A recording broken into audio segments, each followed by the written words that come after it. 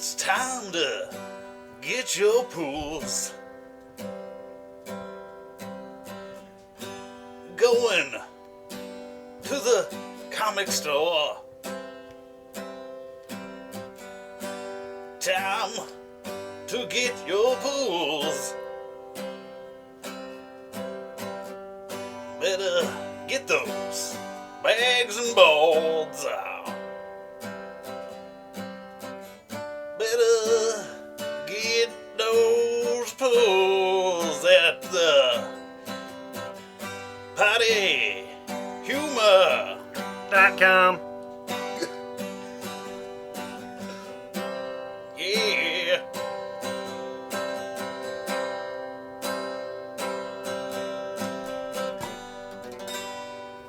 Coming to you live from the pottyhumor.com studios, it's Getchyapulls. Getchyapulls. Welcome to Getchyapulls, number 58. It's a two-man crew. It's me. It's Muji. I was wondering if you were going to identify who me was. Yes. I mean, I think if they're regular listeners of the program, certainly they know by the sweet, soothing tones of your voice that it is the great Muji, the one and only host of Getchyapulls, the co-host here, Dan. Yes, my great voice. I have a face for radio and a voice for a fart. Unfortunately, but yes. Welcome to 58. We got a light load this week, so That'll probably be a short one. That's fine. it could be an all-time shorty, but we'll see. We got to see how much we can ramble about something that doesn't matter. That's what we do. But not a lot of news. After Comic-Con, pretty much everything got thrown out at the con, and so now, it's just all these people. You got all this news on comic websites, which I understand they got, a job to do, but it's Joss Whedon talking about Age of Ultron and not telling anything, yet somehow it becomes 4 stories on the site. It's like, well, he said that maybe this and maybe that. It's just, there's a lot of speculation stories. That's basically all that's going on. It's like it's a week. You could go on any given comic book site and get 20 stories about things that they speculate based on, sentences that were said in interviews since Comic-Con. Though I will say, interesting. I'll play devil's advocate here. I'll bite the bait. Why not? Hank Pym is the topic of discussion in most of these. A very popular character with the diehard fans in the Marvel Universe. Not so well known outside of, and that's true. Lots of people, I think, were hoping that Hank Pym was going to break through the glass ceiling of Marvel. Especially reading regular comics now, since he's Ant-Man and they're about to do an event that's all about him. So, you'd think it would just make sense. So when they announce Avengers Age of Ultron, that the movie is going to be about Ultron, one thinks that Hank Pym will be involved because Ultron is his greatest failure. He's the creation that he made that went on to become an evil homicidal robot, genocidal in some cases. But apparently, unless they're just hiding it, unless they're just trying to keep it secret, which does happen from time to time, Whedon came out and said that he didn't have plans on using Hank Pym in his movie, and that Ultron would just have a different origin, which, based on the way that the movies have been going, and with a lot of Iron Man and then the Avengers being about Tony Stark and clearly Tony technology. Stark. Yeah, Tony Stark. If it's not Hank Pym, it's 100% going to be Tony Stark is going to accidentally create Ultron, which is fine for the, it's the movie universe, so if you're not reading the comics, that's going to 100% make sense, especially if you're looking for a way, since, Downey signed for 2 more movies, so looking for a way to kind of phase him out, or have something he does that, this is great. If they're going to have, if really they only plan and they think that he's only going to be in 2 more movies, it would make sense for him to have some sort of a big downfall that really costs him, before Avengers 3, he gets to make the big save and go out that way, if that's the way it's going to go. Absolutely. So I don't think it's the worst decision from a film standpoint either. Though, it does kind of suck to see a fan favorite get slighted, but, that's the business, the way it goes. Edgar Wright has mentioned that Hank Pym definitely is in the Ant-Man movie, which one would assume, but what you may not know is that he has not come out and said it, but he has definitely implied that it may not be Hank Pym donning the Ant-Man suit. Yeah, I think it makes sense. I mean, it makes more sense for the character. What the other Ant-Man's name was, what, Scott Lang? Scott Lang, who is the current Ant-Man in FF right now. Yeah, they said that he, his deal is that they said that the premise for the Ant-Man movie that's been announced is that he's going to be like a former spy that's now gone as Ant-Man or a thief or something. Well, he is a thief. And actually the origin of him getting the Ant-Man suit is he stole it from Hank Pym and went off and committed a bunch of crazy crimes. And so, he's a reformed criminal later now that is a hero in the Marvel Universe. But that sounds like the premise they're going with for the movie based on what's been revealed anyway. Yeah, so that makes more sense. But sure, a bunch of people... There'll be some real nerd rage, but... I said, lots of nerd rage. Like I said, for the purpose of the movie, is it really, it makes plenty of sense. I mean, I wouldn't say it makes more sense just to make it Iron Man without bringing in Pym, because if he was going to be the focus of the Ant-Man movie, that's a perfect way to bring him in. But if you now know he's not going to be, then, it does make sense. And maybe they'll throw him a bone. Maybe if, Iron Man if Tony Stark is the one who does it, he'll be like... They'll ask him, something little, and he'll be like, "Oh yeah," he's like, "It's, this is some info that I got. I was on a conference call with Hank Pym, and we figured this out. Maybe they'll throw something out there to at least bring him into it." But yeah, there's that, and then there's also speculation. Apparently, Coulson may not even be in the next Avengers, even though he's back on the TV show. I read that in an interview with Whedon where he said that he's just got so much to explain in the movie that. He's like, it would be kind of like if he was just there and they didn't address it as like a big story, it would be kind of weird. So it may be better they just leave him out of it. They have stated clearly they will explain why he is back from the dead in the S.H.I.E.L.D. TV show. So at least we'll get an explanation as to the future of Coulson, though we might not see him on the big screen. Yeah, that's true. I mean, there's going to be a crap load of stuff in that movie already. I mean, with the story, with it being Age of Ultron... With them bringing in new characters, I mean, there is going to be a shit ton to explain, so I guess that would be one more big thing. And then, like I said, it's not a lot. There's a rumor that Spider-Man 4 may actually be about Venom. They threw out there that the planned movie, they announced 4 movies, but they've stated that they really had, their story that they're wanting to tell contained, very much within a trilogy, and so... whatever the 4th Spider-Man that they've just announced a release date for is going to be about, isn't going to be within the story that they had pre-planned, so there's a lot of speculation. I thought they announced 4 more, not 4 total. No, they've announced 4 total. Oh, okay. They've announced up to Spider-Man 4. And so they said 3 was the end of the planned story that had been written so far and everything they planned, so 4 was wide open, and then speculation came out there's a script for Venom that they apparently really like, and were actually planning on possibly making if the old, Spider-Man crew had come back and made Spider-Man 4. Which that's a weird story in itself I read about why that didn't happen. It was really odd. But everybody was on board. It was really weird. Yeah, John Malkovich was going to play the Vulture, and it was going to be fucking awesome. Anne Hathaway was going to be the Vulture's daughter.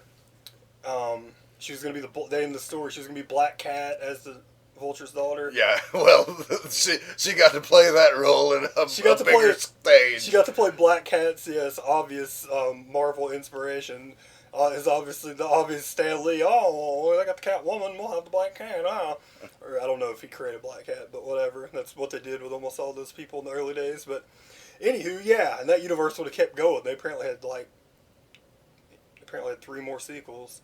Apparently James Franco and all of them, just assumed that it was going to keep going. So who the fuck knows why, but nonetheless, they apparently have had a Venom script in the tank for a few years that they were going to make a badass Venom movie. So now, with Flash Thompson being Venom in the comics, and with them, they are introducing, they did throw that out there that, the script, they could just put him in it and, kind of change it up to... Well, that'd be brilliant, because, it's a great formula for a movie.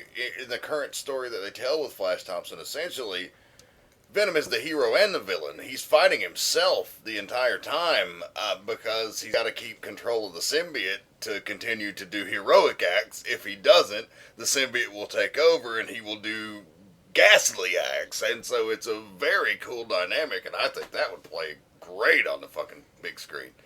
Yeah, but that's cool, and then... also, if there's going to be at some point They've got a lot of room in the next few movies, and then even after the fourth one. I mean, I know they're using up a lot of villains in the second one, but I've heard that, like, apparently part of the script is leaked or something, and apparently a couple of the villains that they've introduced are, like, only in it for, like, the first, like, 20 minutes. Like, some of those are just... I figured, like, Rhino was probably going to be a cameo. Yeah, it's like, it's a villain he's going to beat. He's just going to beat him real quick, like, just to kind of show you that, it's not just the last movie ended and now the next villain that he faces is Electro, I'm imagining in my head some of these Spidey Saves the Day pictures, and he's fighting these guys, and that's kind of what they're doing, but it sounds interesting. It'll be interesting to see if it gets that far, and also, that, to my knowledge, if there is a Venom movie, that will be the most, like, telling of, like, how much people really like superheroes, like, if that actually could do well, just a Venom movie on its own. Speaking of movies doing well, we saw Wolverine this past week. Yeah, did it do well, actually? I haven't looked. Internationally, it did great. In the U.S., not really. In the U.S., it did worse than the rest. X-Men Origins, it did less than Origins did, and it did, less than X-Men Origins Wolverine did, which surprisingly made like $70 million the first week. And it didn't do as well as First Class. It made like right at 50. They thought it was going to make in the 80 range. It only made like 50 in the U.S., but then surprisingly overseas, it was the biggest X-Men opening ever. So like, oh, awesome! So, and it was a cheap movie to make. It cost, in terms of superhero movies, it only cost $120 million. Because as you saw, there were special effects, but not as many as you get in like the fucking Avengers. It's very obvious they filmed a decent amount of this movie like in places, whereas like a movie like Avengers is probably 80% on a green screen. Right? Yeah. Like this seemed like the opposite. It probably was like 25-30% on the green screen, and the rest of it was actually out in locations and stuff. So it only cost like $120 million, and worldwide this week it did somewhere close to that or more than that. So it's going to end up probably in the United States like making its budget back, and then overseas it'll do great. It's on pace. An example of other movies, I think it'll probably end up going to make $500 or $600 million overall, which will make it very profitable overall for them. So that's good. Good. Sucks in the U.S. that it's didn't do as well. But I think maybe just the stink of Wolverine Origins maybe took the casual person who is dollar is spent amongst several superhero movies this year that maybe they weren't so willing to bite, considering the first one wasn't the greatest. Not to mention the previews and stuff. Like, that's a movie that, like, if you are the type of person that's like, I'm gonna really watch what I take my kids to, which I don't know, which I would never be that way. I saw fucking 1989 Batman, I was sick, and there was some fucked up stuff in that movie, and I loved it. But I could see people not taking their kids to the Wolverine movie. They didn't. You gotta think they didn't market it as heavy as they have a lot. No, of that was one thing I was just gonna say is that I did not see a tenth of the media I saw for Man of Steel. Obviously, Man of Steel, Return of Superman, that's huge. But Wolverine, that's one of Marvel's big dogs. He's essentially the Wolverine and Spider-Man are their Batman and Superman. So yeah. Pre-Iron Man, it was definitely Wolverine and Spider-Man, and I guess Iron Man's in there now with them. Iron Man is the number one at this point, but they surprising. Yeah, but. Yeah, that's we'll see when Robert Downey Jr. is an Iron Man, if it stays that way. I'm gonna guess no, but maybe, but he's already elevated the character, so he's kind of transcended. But well, that's true, but nobody saw the fourth Batman movie, so you can kill somebody off with some bad casting. Yeah, that's true. But but the movie, we went and saw it. It did pretty well. Like I said, it did well. It's already made its budget back internationally, so it's gonna make the money, which is good. And we watched it, and I liked it. It was, it's kind of what we hoped it would be. It was, they made it, they definitely went different. They definitely made when they announced the story, and then when they announced just everything about the movie, even before that, they were kind of confirming that it's going to be based off, the Wolverine tale that we have told to you over the past 4 weeks. Yes. They, get hyped up for this very review. Yeah, they, even before they told you that, they were like, well, it's going to be different. And in a lot of ways, it was like, it was everything that, like, you wanted to see Wolverine do that you really hadn't. Wolverine kicked some ass in the other X-Men movies, but it was mostly in, like, small little, spurts.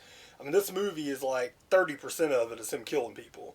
And he's going nuts. And he's not just, fucking people up and letting them go. I mean, he's taking people out for the majority of the movie. Berserker rage, wholesale. Yes. You finally get it in this movie. That's worth the price alone to me, but there was much more. Yeah, and I mean, all the fighting was good. I liked some of the stuff, some of the casting. I liked both of, I liked Yukio. She was good for her part. Yeah, Yukio was awesome. Mariko was awesome. Very good, too. Mariko was also very good. They both played well. And of course, Hugh Jackman is Wolverine. I don't think we have to talk about that. But then there were some others, like it was the mutants they went with in the movie kind of sucked.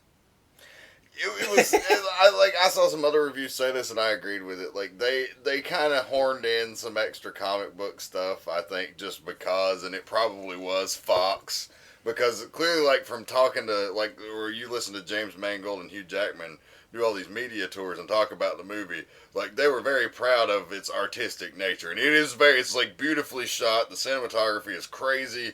Like, they use a lot of artsy shots. It looks great. It really is different than superhero movies in that respect, especially because it's shot more like an art film, especially in the first 3/4 of it. Well, yeah, in certain parts. I mean, my favorite part of the movie is the first 20 minutes, probably. My favorite scene in the movie is definitely when they fight on top of the train. Oh, that was badass. That scene's badass. Yes, that was badass. That was one of the best. I mean, that's one of the best scenes I've seen in an action movie in a really long time. Like, that part of the movie was awesome. And I do wish, some of the stuff I wish would have been a little bit more like that. I mean, there's lots of fights and stuff in it, but some of them, like, they don't have the excitement of that. Some of them were just kind of to get to the next piece. Yeah, the story overall, like, it was good, but there was some parts of it clunky. Like I said, it seems like the mutant they put in there, either A, she's not that cool, and B, like, she could have just been a person. Like, she wasn't necessary at all to the story. So it may be true that they shoehorned her in, but if they're going to shoehorn somebody in, they could have went with somebody else. I mean, it could have just been Mystique and played by somebody different, looking different, because she can do that. And that would have, like, been cooler to me just because, It could have been any number of female mutants. Yeah, it could have been almost any female mutant, due to the fact besides giving her the name of an existing Marvel villain who is an agent of S.H.I.E.L.D., or not S.H.I.E.L.D., but Hydra, and right. and is not anything like, he's not a mutant, not anything like this character, so, it's yeah. Yeah, it's weird. Like I said, and if they had to have a mutant, that's what I was thinking about on my own. I was like, well, let's make a Mystique. You have it played by somebody different because she can take any shape that she wants. And then it would have, made you feel, because even though, like, the movie, I like the fact it's different. And just like the announcement of all these other movies, like Guardians of the Galaxy is going to be a space movie, which is going to make it different. And then who the fuck knows what Ant-Man's going to be. It's just going to be a different movie, so it's going to be different. I like when they try to go with the different genres and everything. But there was, when I left the movie, I liked a lot of it.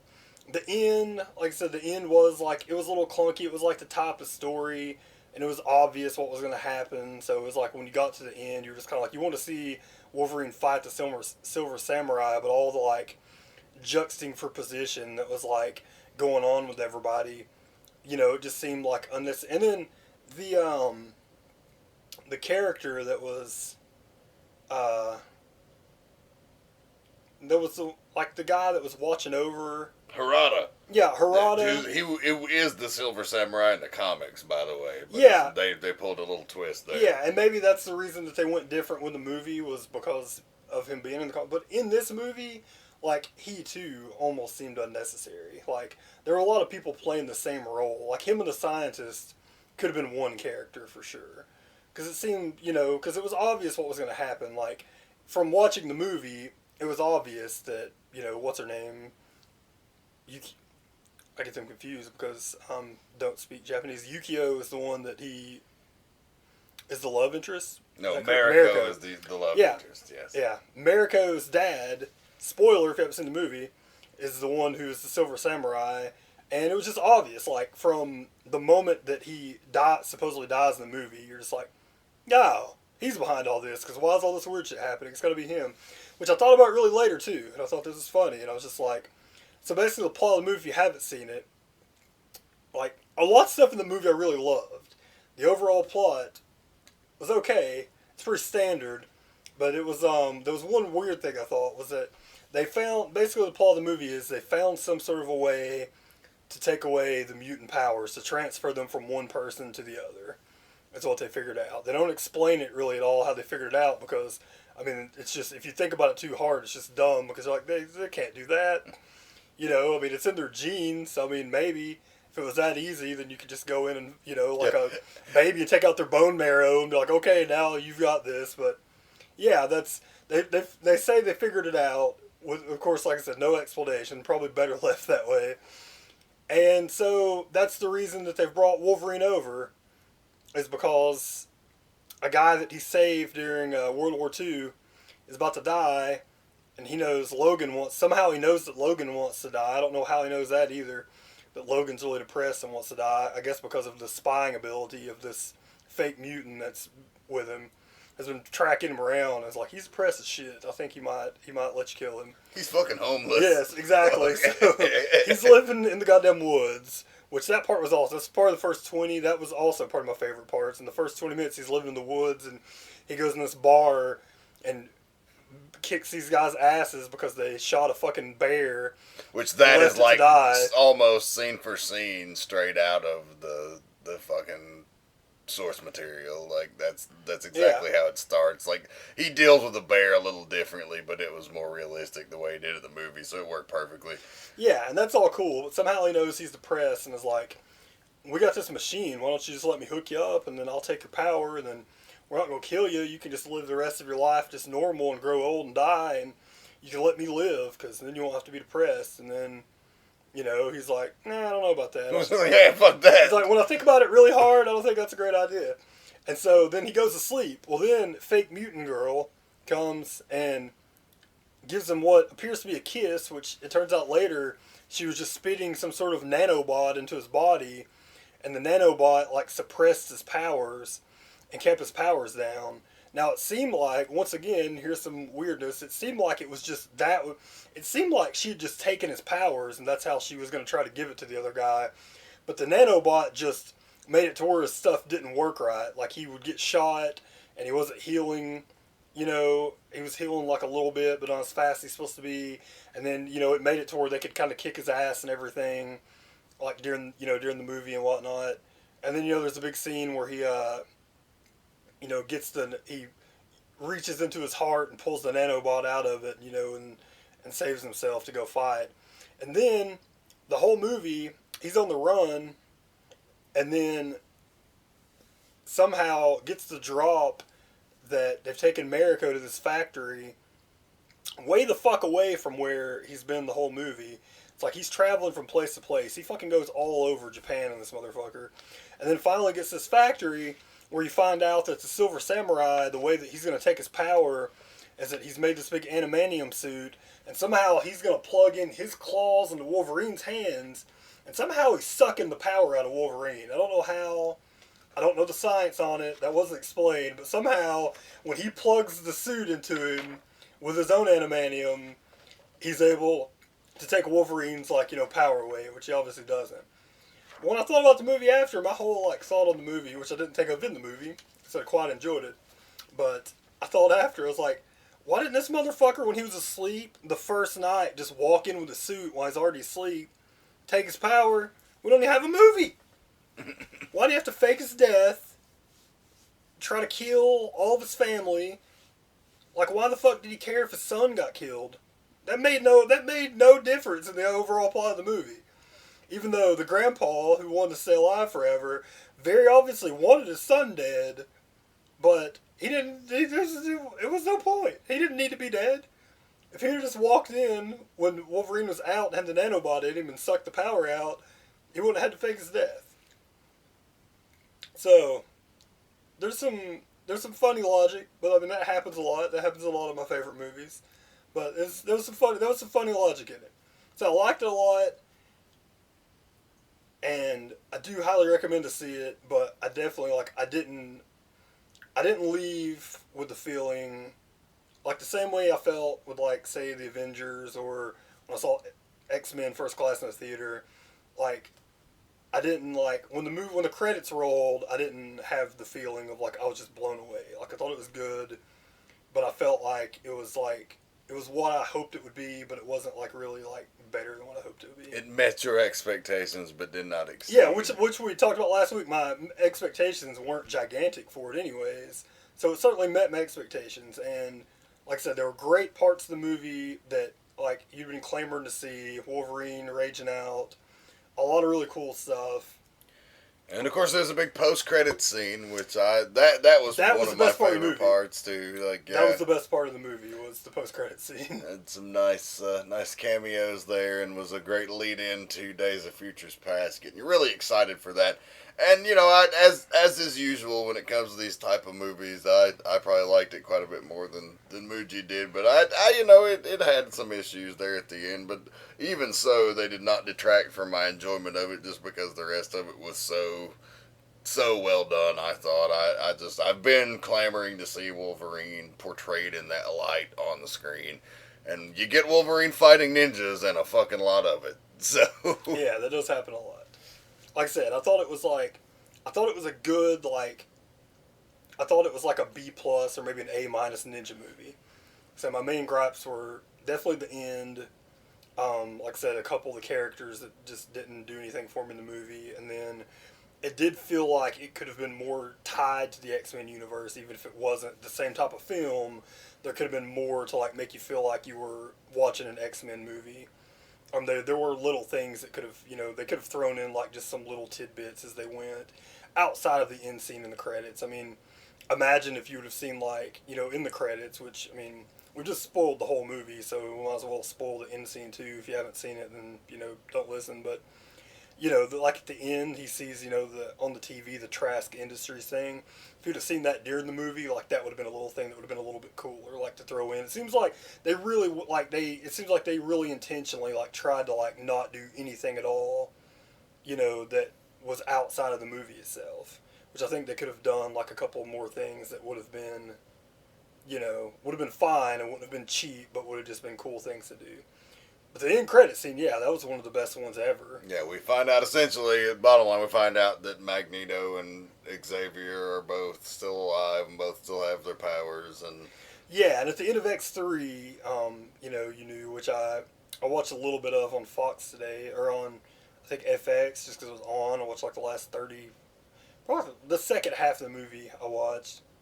And reconfirmed myself. It's like, some of this is stupid, but some of it's good. But yeah, I kind of hated X3 overall, but it had its moments that I still dug. Now that I like it's fresh, now that like I know that Cyclops is just gonna be dead in a few minutes into it, and so is Xavier. Like it's like it didn't like kill my enjoyment as much this time, because the end scene, I'm still like, remember the movie being like, man, what the fuck has happened? But then in the end scene, like when they go to fight him, I'm like.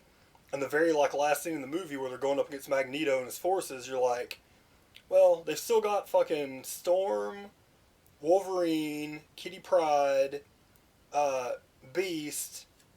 You know, it's like they still have like all like the current comic books now that like Cyclops is broken off.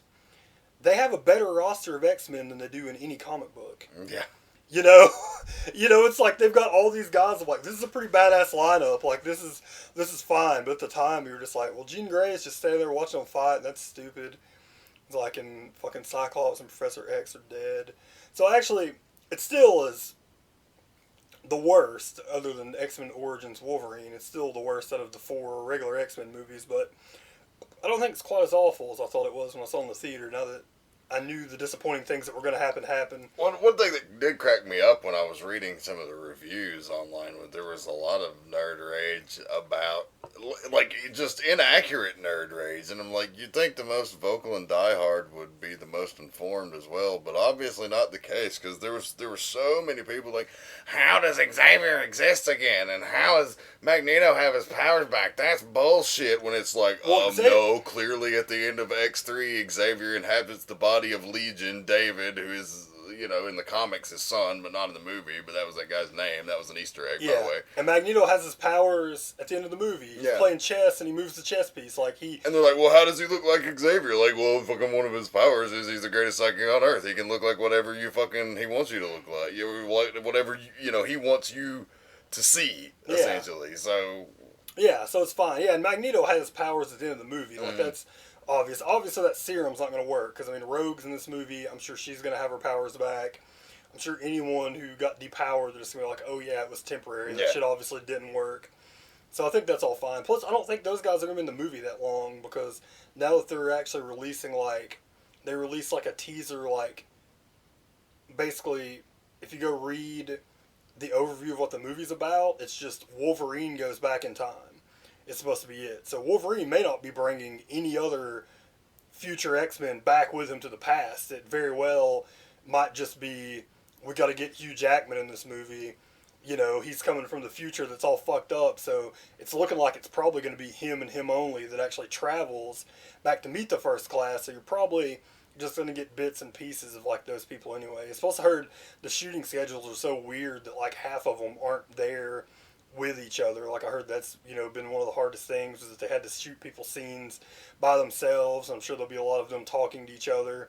And, you know, the one frame where they're not actually really talking to the actor and stuff, because, you know, half the people, they're just like, hey, you know, I know that you have 3 other movies, but we need you in, like, 2 scenes. We do it. And they're like, okay, cool. I'll come in for a day. So, I mean, I think a lot of that stuff, like, isn't even going to be that important, because, like I said, it really looks like it's just going to be Hugh Jackman is going to go to the past and, you know, fight with the First Class. So yeah, sounds awesome. I couldn't be more excited.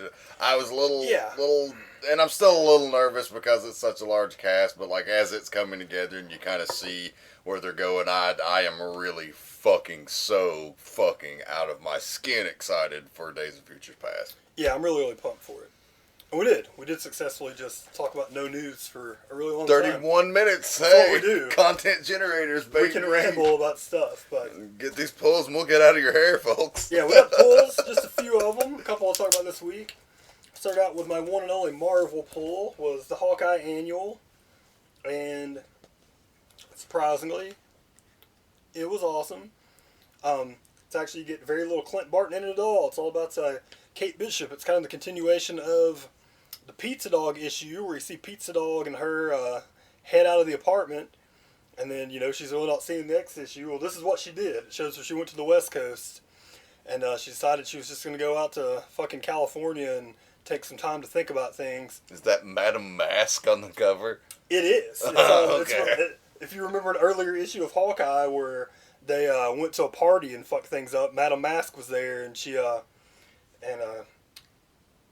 Kate got her at the party and got her mad. Well, you find out Madame Mask the whole time has been stalking her and following her around because she's going to get her payback on her. So that's what happens. Basically, she goes out to California. You know, Kate's got the rich dad, and she gets to the hotel, finds out her credit cards have all been canceled, and she doesn't have any money. So this really good-looking lady that Kate thinks is famous comes and is like, you know, sees her at the hotel, feels bad for her, and is like, come stay with me. And of course, it's Madame Mask, and, you know, she's got a nice evil 60s Batman character plot, and so just fucking her up, she's going to have her live with her and, like, really get one up on her, and then that's basically, yeah, it goes from there.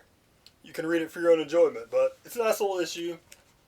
It is cool. It is exciting. It's good stuff. There's some good jokes in there. There's some good, that's all we need is a West Coast Hawkeye jokes. Stuff like that. Some crap like that in there, so that's good. And then I got Superman Batman #2. It was good again.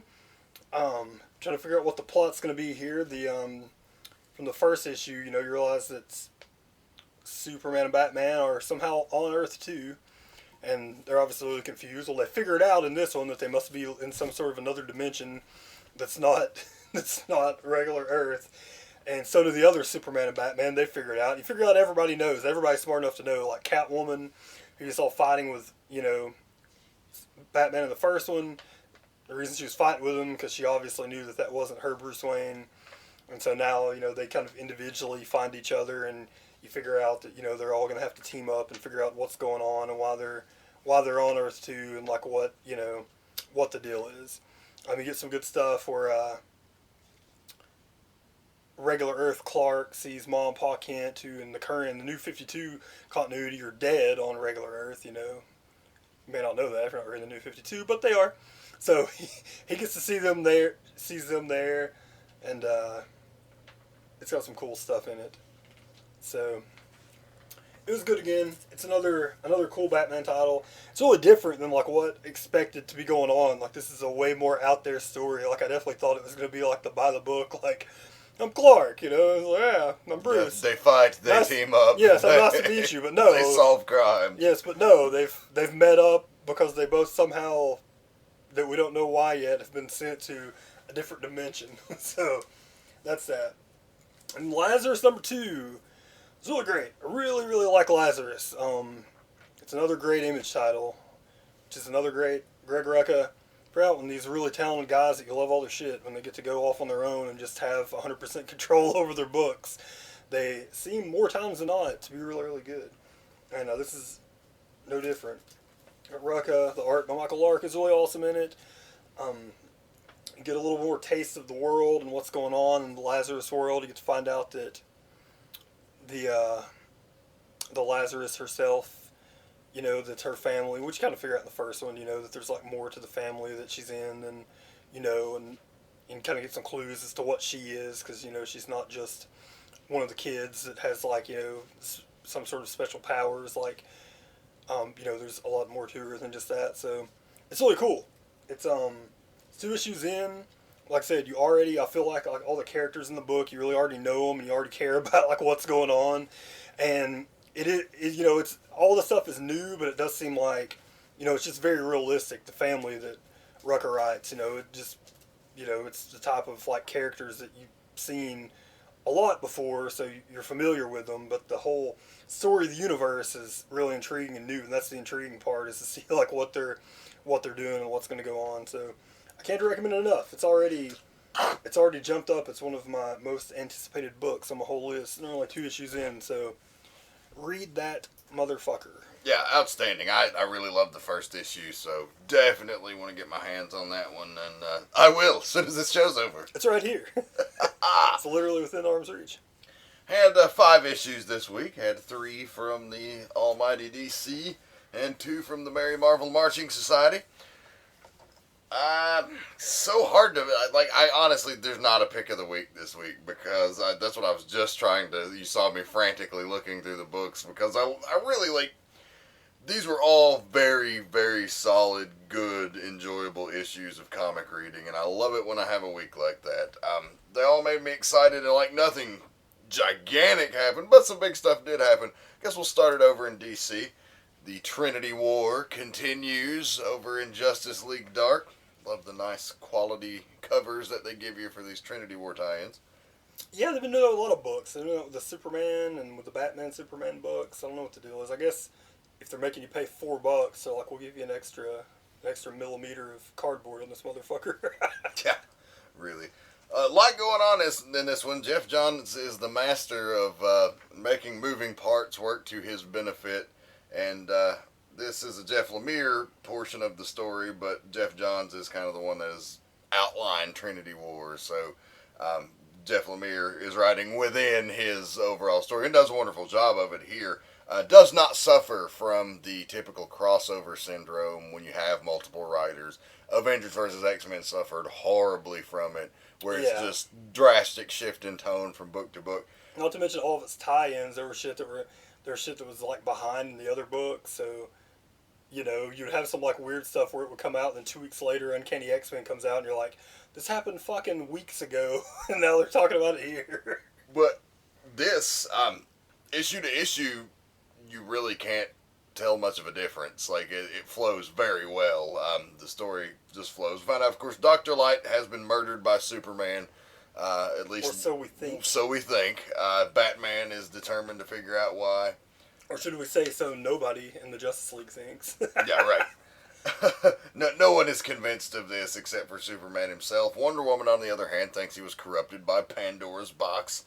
She's out looking for an answer on the magical end of things. Lots of things going on. Like I said, we find out that Amanda Waller has commissioned Firestorm as a great chemist and a physicist and a manipulator of atoms, now can create kryptonite. So that's very fucking dangerous for the Man of Steel. That's true. Considering we haven't really seen much in the way of kryptonite in the New 52. They've used it very sparingly. It's treated as a very precious rare substance. So that's very dangerous. Dangerous play. Phantom Stranger comes, says I can help. The team is inclined to believe him at this point because they're out of fucking options. Superman is being held by Argus, and he breaks free. And Cyborg has come to warn him that he may have the answer for what's wrong with him. Lots of dissension in the League. Wonder Woman has tracked down the Justice League Dark and is working with them. Batman don't like it. Batman is not, he's not happy with it at all. In all of this confusion, John Constantine takes Shazam with him, and Shazam just bails on the fucking Justice League. It looks like he's joining the JLD. Yeah. It is a classic. It's like the classic thing that happens in like a horror movie where everybody gets killed. It's like the whole Justice League Dark, just the JLA, the fucking Justice League, plus Shazam and Zatanna are all like standing in the same fucking street corner, and then all at once they go in like 9 different directions to go do their own thing, which is the classic way you get killed in any story. We also find out that some of them are going to go try to find the ghost of Dr. Light. Like I said, you would think a book with this many things going on would be just a mess to follow, but it's brilliance. I mean, I've had so much fun reading this Trinity War. I did not think I was going to love this event as much as I have, but it's a page-turner, man. Yeah, I've really liked it so far. It's really, really exciting. It's like the only thing that scares me is there's 2 issues left, and we haven't even really got to like the big parts of the story. It's still just kind of a setup. I'll just be super bummed if this is just to set up the Villains Month. That's not. I mean, I know it's not going to be fully contained because we do know that Forever Evil is going to spin out of this. But at this point, 3 issues in with like so little happening, it does I've really liked it, but it does feel like it could end up just being a prologue for the events to come, and I hope that's not the case. Yeah, no, this is a 6-parter. We got 3 more. We have 3 more? Yeah. Sorry. Thought we just had this and then JLA and then Justice League. Is it it is out of 6. Crazy. Well, we got 3 more. Yeah. Well, that's good. The next one helps. could help a lot. Yeah, I think that may help alleviate the fears. Hopefully they keep the pace because they're really knocking a home run with it right now. Moving along, The Flash number 22, one of my most favorite issues of The Flash in quite a while. Francis Manapul, Brian Buccellato, the classic team that really brought this book to prominence. They've had some guests here and there. These guys have been at it since the beginning of the New 52, so it's been a pretty consistent creative team. Sometimes the dickheads want to take a few weeks off of drawing, those assholes. I know. Changing the tone of my book. But this is a great one. Really here, we've spent months building up that the Reverse Flash is murdering all of these people that have a connection to the Speed Force. Barry Allen's trying to figure out why. Iris West was left in the Speed Force, and he gets her a suit. He's not dating her in this continuity now. He's actually dating Patty Spivot, though you find out that Iris... What an ugly name. Is Patty Spivot. Iris secretly likes Barry, and of course he's kind of thrown off by that. And you see that they're bonding here as he's keeping her with him to protect her from the killer because she's on the list of suspected victims. Patty Spivot seems like she would be like the third baseman in a boys' baseball movie. It's the only girl on the team, but she's just good. Or like a mechanic on an old 50s TV show that's obviously a lesbian, but they couldn't say she was a lesbian because it was the 50s. Well, Patty Spivot, she's bought her a ticket on a train to Jiltedville because that's where she's going to end up, clearly. Hasn't happened yet, but you see the chemistry between the Flash and his historic love interest in his history, so, her days are numbered, unfortunately. She might end up on that baseball team after all. Yeah, quite possibly. We also see the fucking professor, I can't remember his name, but... it was involved very much in the early goings, doing some nefarious things in Central City, and the Reverse Flash comes to assassinate him, and you think he's going to have one more victim, and then finally the Flash tracks him down. So they built this meeting up for 6 issues of him trying to figure it out. He finally does. It's happening. Finally figures out where he's going to strike next, and they have a badass fight. you learn a little more about Reverse Flash in this issue too. You know, kind of some of his origins, though his actual identity still hasn't been revealed. We don't know, will he be the original Reverse Flash, Eobard Thawne, or will he be somebody new? And with the chance to change a name as terrible as that, maybe they will. Yeah, especially when they're like, everybody else in this universe has alliterated names. Every other motherfucker, like, what do we do here? Where do we go wrong? Like, why is he, whatever the fuck that name is. Eobard Thawne. Yeah. Thawne. Yeah, that's... What a name. Yeah, they're going to change it to something different. Like a professor. I was like, I can only imagine his name is like Professor Pat or something like that. It's got to be. But if you're not reading The Flash, you really should. It doesn't seem to get, like, lots of praise. It's kind of underlooked, I think. Or overlooked, should I say? Yes. Or underlooked at. There you go. Moving on to Aquaman, number 22, Prisoners of the Dead King. This is like Game of Thrones meets Aquaman, and I'm fine with that. We find this... Somebody was like, what if we do Game of Thrones in a pool? Let's do it in a pool! Well, you know, last issue, he finally came face to face with this long, rumored dead king who's actually alive As fuck, of course. dead as well. He's like undead. That'd be the end of the story if he got there and was like, I finally found him. He's bones. He's dead. So to put it in Game of Thrones terms, which they also use in this book, we come to find out that the history of Aquaman and his heir to Atlantis may be a lie, and that he indeed is, if the dead king's history is accurate, he's bastard usurper. He's a usurper! Damn it. And, if Mira turns out to be Cersei, I'm going to be real mad. I'm going to be so pissed. Well, you know, her ex-husband's colony from the last issue that she had all of that heat with, Aquaman's trying to reason with the dead king, and he just tells him he's an idiot who doesn't understand the old ways of the way of the sea. And he basically, drops the big bombshell that he's actually not royal blood, that his ancestors stole the throne, they murdered his family with a trident. Fuck. And, he fucks Aquaman up good, and just as he's about to fucking off him, here comes Mira with the cavalry of her ex-husband's crew of people, and they, of course, say, fuck that guy, we bow to the king, and Aquaman's like, oh no, they worship the dead king, and fucking, yeah, shit's about to hit the fan at Aquaman. It was a really awesome issue. So it looked like that Mira was Tywin Lannister coming to save the day, but then she's not. Yeah, pretty much. Turned on. It was. And now they're at the Red Wedding. Yeah. There we go. Could be.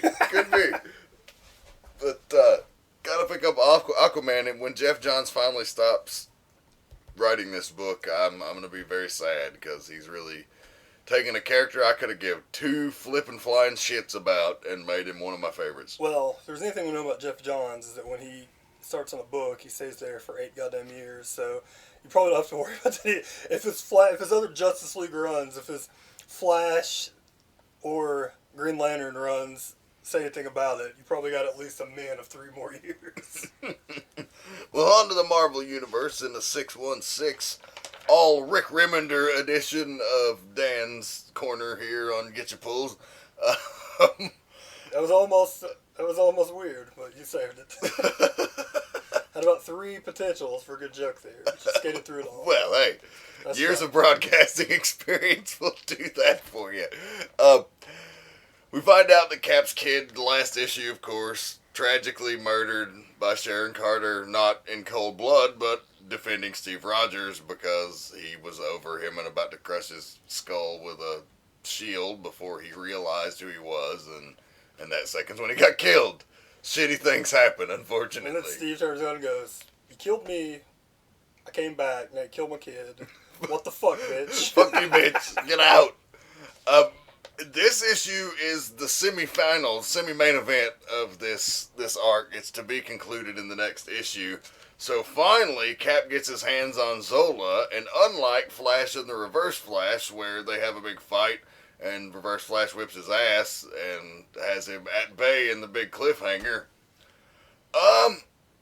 Cap beats Zola to death with his fists as revenge for all of the hardship, so it was quite a finale. Nice. But of course, as Zola is on his deathbed, he tells his daughter that he actually really did love her and all of the techno shit was just all for her, because it was like a real tender moment, you know, with this fucking madman. And then he dies. But we already heard him talking about his plan to project his consciousness into all of the technology on the main Earth in 616, where the presence of Zola would, in theory, take over the internet and television and your cell phone signals and shit. Don't have Age of Zola? We could. We could. It's possible. Now, we don't know for sure if that plan came to fruition, but he probably wasn't talking about it for no reason before he died. So, that's my guess. But awesome fucking issue. And the finale's next. So, it's this one that's really done the slow burn, but it was worth the payoff, I'd say. Sweet. But that's it. That's all I got. You're not going to talk Uncanny Avengers, your baby? Oh, shit, dude. I'm so sorry. I fucking totally mind farted because I thought I already did it. So we talked about it before the pod. That's that's get. what happens. That's what we get. That's what happens. We should fucking stop all comic discussion. Save it for the pod. Pre-pod. Uncanny Avengers number 10. It almost got pick of the week, and it will get default pick of the week this week. We heard the 4 Horsemen of the Apocalypse have been chosen the 4 Horsemen of Death. All former family members or friends of the Uncanny Avengers. And they come hunting in this issue. And they come hunting for particular people whom they are going to break their hearts the most, of course, by appearing and having to fight. Banshee shows up. Tackles Havoc. They've got a history from X-Men. Fucking the Sentry...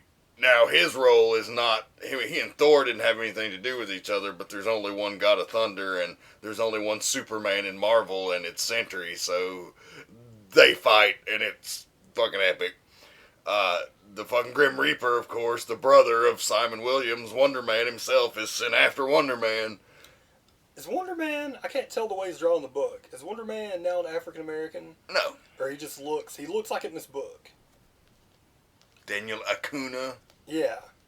I couldn't tell because, you know... And I guess he looks like it could, like, be The Rock or something. People get switched a lot in comics, so I thought the last time I saw him, he was white. No, he's white bread as shit. I mean, I don't care about... Wonder Man's one of those characters that if they changed, if they made him Japanese, not that big of a deal to me, but I was just wondering. Yeah, you can make him black. I mean, that be wouldn't fine. hurt his origin, I don't think. I mean, he Yeah. would have to be a wealthy black man, but Yeah. so it's not uncommon. But in any event, each of these, and of course Dakin, the son of Wolverine, goes after Wolverine, and that's something Rick Remender has been building for quite a while, and Yeah, for a really long time. so that was really, really awesome moment. And the team, of course, is split now after finding out about the whole X-Force run. Cap and Wolverine had a big fight. Wolverine took members of his team. Cap took members of his team. Not who you thought necessarily were going to split with certain people, and some who you pretty well expected. Didn't really expect Thor to go with Wolverine's team, but he did. I'm wondering when Rogue's gonna stop wearing that Kenny outfit, man. Like it seems like every month you can see less of her face. She's Kenny / the kid from A Christmas, whatever the fuck that movie is. What's it called? A Christmas Story. Christmas That would Story, be yes. Ralphie's little brother Randy. Yes, he looks like Randy or Kenny, one of the two. It's like you can see less of her face in that hoodie every single month. But That's yeah, it. it was good. Uncanny Avengers is always good. Yeah, and it's like one of the... I saw something funny, and I was reading the letters section. You got to be careful, because like sometimes the letters section are one of the best part of a comic. If it's like these family books, like Avengers, one letter section for all the Avengers books that come out. And Right. so, but this one had one specifically addressing Uncanny Avengers, and it was a fan that was just all pissed off about the foul language and the killing that they use in this book. And to them I say, that's really not the book for you, man. There's plenty Yes. of other books featuring these characters. You're gonna read the don't regular Avengers, and yeah. that would be fine. Yeah, I argue with people that are like, comics aren't for kids anymore. Like, they go, "There's man, there are tons of comics. Comics are for fucking everybody now. Yeah, there are tons of comics that you could still read to your kids. I mean, I understand that a lot of them were more like, you know, PG to even G-rated back in the day. I mean, even these things, man. I mean, these aren't, you know, they clearly show you on the front of the comic, like, what ages it's recommended for. It's not like a huge surprise.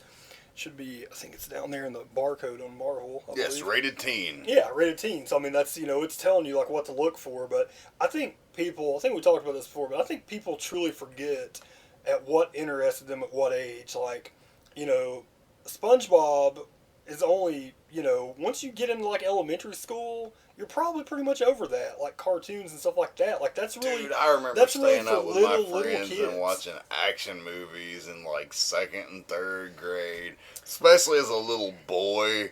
Dude, Yeah, man, you're into everything, man. Yeah, man. I mean, I remember. Yeah, I mean, exactly. I mean, I watched Bloodsport when I was definitely in single digits in age. Like I said, I mean, I went and saw Batman '89 when I was 6 and loved it. And there's crazy things in that movie. I mean, he burns his girlfriend's face with acid. And there's all sorts of violets and stuff in there. It may not show like crazy blood. I mean, he stabs the guy in the neck. You know, I mean, he does the, you know, does the thing where he sets people to fire. I mean, there's all sorts of things. I remember as a kid, I've definitely watched Friday the 13th, watched Jason movies when I was like, you know, 6 years old. And those are the things I wanted to like. I mean, I stopped watching cartoons that were made for kids, you know, whether you're going to call it, I think the last set of cartoons, when did Animaniacs come out? It was like, it was right before Batman the Animated Series. So it was like 90, 91. That's the last set of cartoons I can remember. So I was like 7 or 8. And those were like even more, you know, like they were more geared to pre-teens. Yeah, they had references that you absolutely. like understood from like watching, you know, all the Spielberg movies and stuff. And by the time, I mean, I just think that like people forget and they think like, well, we got this huge like set of things. It's like, you know, it's like you take a comic that's, you know, set towards kids. Like if you take a comic that you want to be able to read your like 4 or 5-year-old kid, it's only for people that are like, you know, 6 and under. By the time you're like 8 or 9 years old, you're not going to like the same stuff. And by the time you're 11 or 12, you're going to want to read all this stuff that we're reading right now. I mean, by the time you're that age, you're in middle school. Most people, at least where we live, you're already watching rated R movies. You're already liking more adult stuff. So I think people really overreact when they say there's not like, you know, half the comics aren't for, you know, kindergarten and below age kids, but there are plenty of stuff out there you can read. It is the golden age of comics in the respect of having something for everybody. Never has there been more of a variety out there today. Like, no matter what you're interested in, you can find a comic about it. So that's the thing about, like, oh, well, comic books are just for superheroes. Well, they dominate it, but they they aren't even close to everything there is to offer. Absolutely. See, next week we got Big DC annual time. It's annual week, yeah. Got I think next week I have 5 books. I have Batman annual, swing, Detective Comics annual, swing, something. Not as excited for that. And then I don't know. I got 3 more books, but those are the big ones. The Batman annual is the number 1 excitement book of the week for me. That's pretty awesome. Batman and Detective Annual in 1 week together there. I have Animal Man Annual number 2, Flash Annual number 2, Smallville Special number 2. What kind of books Image got going? I think I have an Image book this week. Image does have... We got a Fatale in there. We got something. No. Maybe it's Marvel. Maybe you have a Daredevil? Yes, you do have a Daredevil. Let's see, Marvel, I've got Guardians of the Galaxy. And a Hulk. I think I got a Hulk. Uncanny X-Men, you have Indestructible Hulk, FF. An FF, yeah, that's my 5. So yeah, good week. Yeah. Not a lot of pulls, but good ones. Another 5er, that's, 5's a good week. If I got 5, that's enough. 5 or 6 is the perfect amount of comics to get. It's not, because you get more than that, it's like, I gotta read all these before the podcast and blah, blah, blah. Any more than that, you're going to blow through them, you're not going to enjoy them as much as you would. You'll savor them, yeah. Even though you love reading them, it still seems like I gotta get through 9 of these. I'll read these motherfuckers. Let's go. Yeah, I gotta let somebody borrow them, so by the time we get to the cast, we won't be spoiling them. But awesome. Well, that's it for Get Your Pulls, number 58. So, 58, going strong. yeah, go to comic book store, buy some fucking comics, and get your pulls.